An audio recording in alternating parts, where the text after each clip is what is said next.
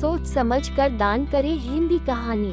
एक राजा था, वह प्रतिदिन दान पुण्य किया करता था। राजा की ख्याति दिन प्रतिदिन बढ़ती चली गई। लोग राजा के पास दूर दूर से दान लेने के लिए आया करते थे। धीरे धीरे राजा का यश चारों ओर फैलने लगा। इस कारण राजा को अभिमान होने लगा। मंत्रियों ने राजा को समझाया कि इस तरह आप दान करते रहे तो राजकोष में कुछ भी शेष नहीं रहेगा। इस पर किसी ने सलाह दी कि आप मां लक्ष्मी को प्रसन्न कर लो और वरदान मांग लो कि वह हमेशा इसी महल में निवास करें।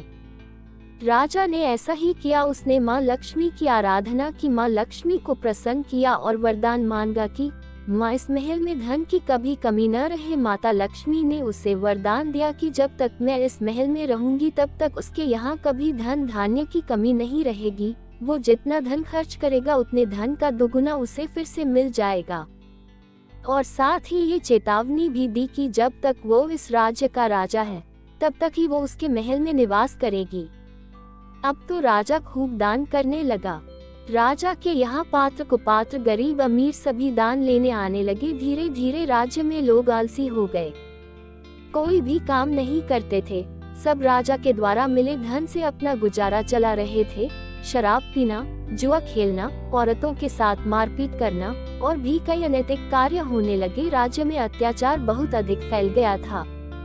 राजा को मंत्रियों ने समझाने की खूब कोशिश की पर राजा नहीं माना। उसे तो अपने दानी होने का अभिमान था।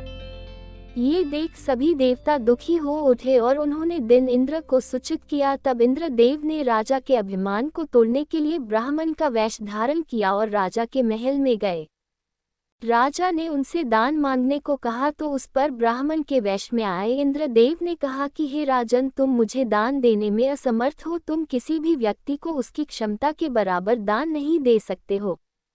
तो राजा आवेश में आ गया और बोला, मैं आपको आपके भार के बराबर दान दे सकता हूँ।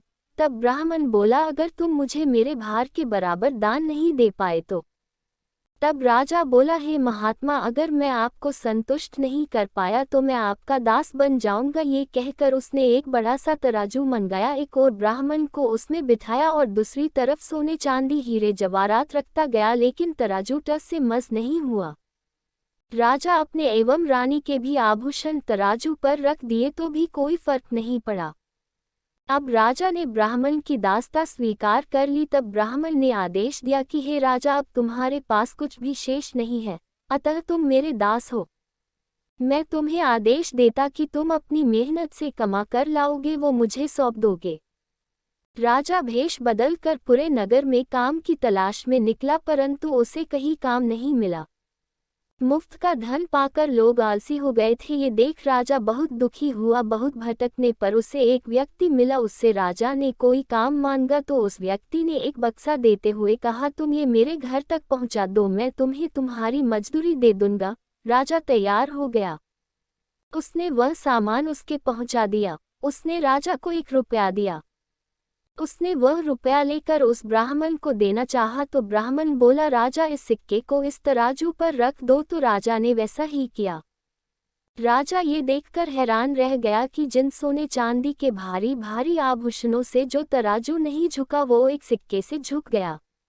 अब राजा ने ब्राह्मण के सामने हाथ जोड़े और कहा, हे महात्मन, कृपा कर मुझे अपना परिचय दीजिए। तब इंद्रदेव अपने वास्तविक रूप आए और राजा से बोले, हे राजन, कठिन परिश्रम से कमाया हुआ धन ही श्रेष्ठ होता है, इसलिए तुम कभी भी किसी भी कुपात्र को दान नहीं करोगे।